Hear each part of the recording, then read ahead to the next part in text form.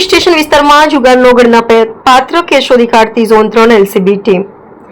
પકડાયેલા આરોપીઓમાં મુકેશભાઈ રમણભાઈ ઠાકરડા, હરીશ વિઠ્ઠલભાઈ ઠાકરડા, મહેશ વિઠ્ઠલભાઈ ઠાકરડા, પ્રકાશ પરવીનભાઈ ઠાકરડા, મહેશભાઈ ચંદુભાઈ ઠાકરડા, કંચન વિઠ્ઠલભાઈ ઠાકરડા, જીતેન્દ્ર દિલીપભાઈ ઠાકરડા, પ્રણવ જગદીશભાઈ ઠાકરડા, તમામ રહેવાસી ગામ ભાલિયાપુર, વડોદરા શહેર. નહીં પકડાયેલા આરોપીઓનું નામ સુરેશ નગીન ઠાકરડા, ગણપત નગીન ઠાકરડા, પરેશ વિનુભાઈ ઠાકરડા, તમામ રહેવાસી ગામ ભાલિયાપુર, વડોદરા શહેર.